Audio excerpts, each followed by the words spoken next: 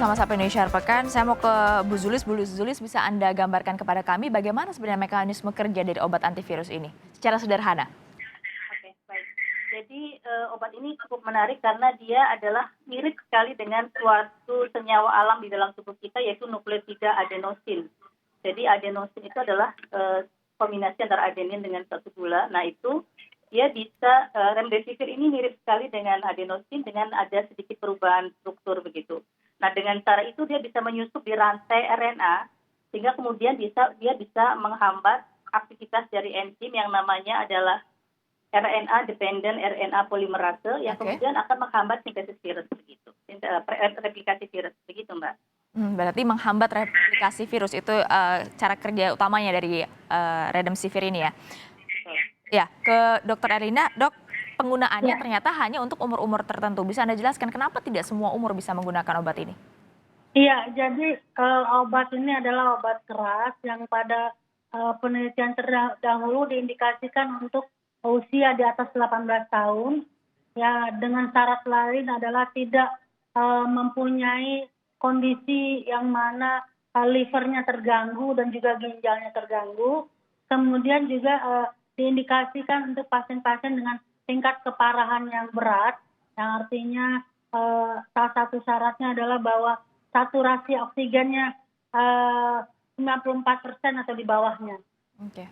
Apa Dan alasannya? satu hal lagi bahwa pasien atau keluarga bersedia secara sukarela dengan menandatangani informed consent untuk mau diberi obat ini. Jadi tidak kita paksakan. Mhm. Umur-umur tertentu ini karena memang uji klinisnya hanya untuk umur-umur tertentu seperti itu ya, Dok, ya? Makanya baru bisa Ya, digunakan betul. oleh mereka? Oke. Ya, betul. Mhm. Saya mau ke Pak Diki. Pak Diki, obat ini kan tidak akan dijual bebas, kemudian harganya juga relatif mahal ini. Kalau Anda lihat dengan tingkat kebutuhan saat ini terhadap obat atau dengan adanya jumlah pasien COVID-19 yang terus meningkat, menurut Anda seperti apa perbandingannya? Pertama memang obat ini kategorinya sebenarnya masuk kategori mahal ya, apalagi ini bentuknya vial ya. Dalam hal ini juga saya memperkuat tadi Dokter Erlina, ini hanya untuk digunakan dalam situasi khusus di rumah sakit dengan pengawasan dokter. Hmm. Nah, dalam kondisi pandemi yang sekali lagi dalam kondisi yang meningkat, membuat orang tidak hanya masyarakat, tapi pemerintah juga termasuk yang saat ini semakin mencari solusi tercepat, harus diingat bahwa kita tidak bisa lepas dari dasar-dasar atau pedoman-pedoman ilmiah. Seperti halnya pilihan remdesivir ini adalah salah satu ya yang bisa kita gunakan dengan beberapa persyaratan. Namun yang ingin saya tegaskan di sini, ini adalah program kuratif. Kita harus lebih dominan, lebih fokus pada program prevention. Ya. Jangan memberi beban ke Dokter Erlina dan teman-teman. Ini kita harus malah jangan terlalu fokus di hulunya, tapi di hilirnya ini. Jangan karena ada Supaya obat darurat jadi longgar Betul, protokol kesehatan.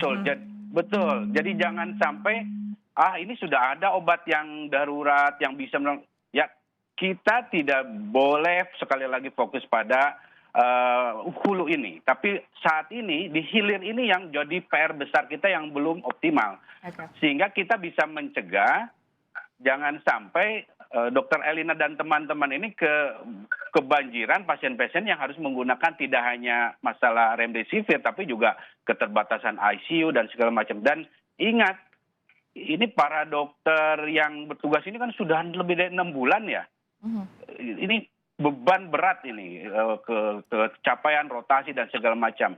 Jadi saya sangat menghimbau upaya pencegahan lebih baik dari terinfeksi COVID-19, apalagi sampai dirawat di ICU itu harus dilakukan optimal. Ya, di mana kita tahu aspek testing kita segala macam ini yang menjadi fundamental masih belum optimal. Ditambah lagi jangan juga menambah kegiatan-kegiatan yang berpotensi menjadi kluster-kluster baru, seperti pilkada ya. Oke, kita itu bahasan lain lagi nanti kita ya Pak Diki ya. Ya, ya. Panjang lagi nanti urusannya. Nah, Ya, ya. Bu Erlina sendiri, uji klinis tahap 3 ini masih terus berlangsung di Indonesia sendiri. Tapi mungkin ada penelitian yang sampai dengan saat ini sudahkah diketahui kira-kira apa saja efek samping yang bisa keluar akibat menggunakan obat remdesivir ini? Ya, jadi kalau kita lihat, kita baca dari jurnal-jurnal, efek sampingnya terutama adalah peningkatan SGOT, SGPT. Itu adalah mengganggu fungsi atau faal dari hati atau liver.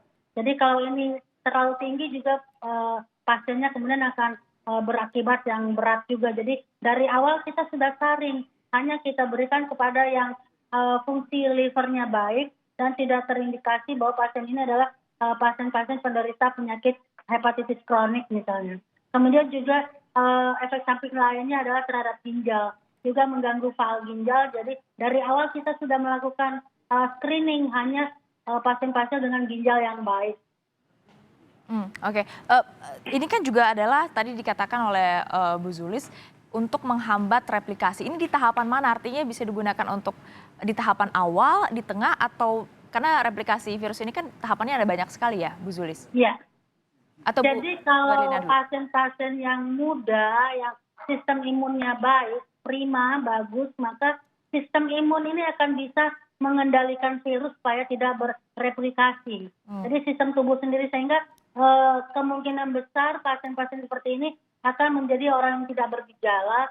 Kalaupun ada gejala, biasanya gejalanya ringan-ringan saja.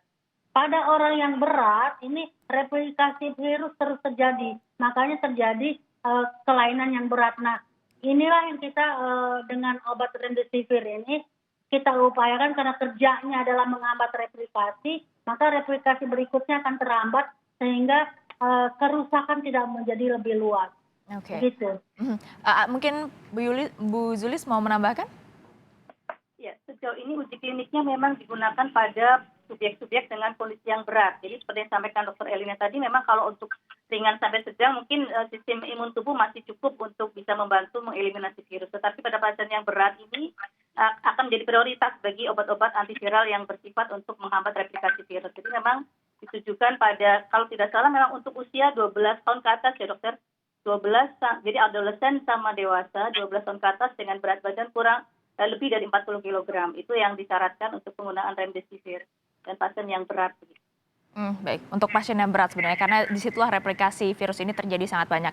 Oke, terakhir Bapak Ibu, saya ingin Bapak Ibu ini memberikan mungkin imbauan atau juga menekankan kembali kepada masyarakat. Oke, ada obat darurat, tapi tadi seperti yang dikatakan oleh Pak Diki, tidak boleh sampai longgar protokol kesehatannya. Bisa berikan gambaran kepada masyarakat bahwa ini adalah hanya obat darurat, bukan bisa menyelesaikan masalah terkait dengan COVID-19 secara keseluruhan. Singkat saja, Bu Zulis terlebih dahulu.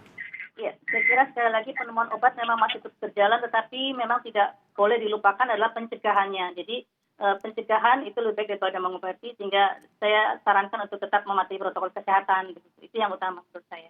Oke, Bu Erlina? Ya, sama juga bahwa kami di rumah sakit sangat kewalahan kalau mendapatkan pasien-pasien yang berat, karena mortalitas atau kematiannya jauh lebih besar dibandingkan yang sedang. Dan bahkan di rumah sakit kami kalau yang ringan biasanya 100% sembuh. Jadi oleh sebab itu memang harus lebih ke hulu. Pencegahan, jangan sakit. Kalaupun sakit terpaksa jangan berat. Ya ringan-ringan saja begitu ya. Karena kita tahu berat menjadi kritis, dan kalau sudah kritis perlu ICU, ventilator, tingkat kematiannya sangat tinggi. Betul. Terakhir Pak Diki. Saya ada 2 pesan. Pertama, untuk masyarakat, sampai saat ini belum ada obat dan vaksin yang definitif ya untuk COVID-19. Sehingga tetap berdisiplin melakukan 3M. Kedua, untuk pemerintah, lakukan strategi komunikasi risiko untuk setiap program kaitan dengan pengendalian COVID, termasuk dalam mengumumkan masalah obat baru yang diuji coba, kemudian vaksin. Sehingga masyarakat ini mendapat informasi yang utuh, positif dan negatif dari tindakan atau informasi ini. Kemudian jangan lupakan upaya yang paling sangat esensial dilakukan saat ini adalah untuk pemerintah testing dan juga isolasi karantina. Baik, Terima kasih Pak Diki, Dr. Erlina dan juga Bu Zulis atas waktunya. Sayang sekali waktu kita sangat terbatas. Semoga masyarakat bisa tercerahkan bahwa ini adalah obat darurat, bukan obat COVID-19. Dan juga obat hanyalah untuk orang sakit, jangan sampai kita semua sakit. Jadi tetap harus ketat protokol kesehatan. Terima kasih sekali Bapak Ibu atas waktunya di Sapa Indonesia pekan kali ini. Terima kasih. Saudara, jangan kemana-mana.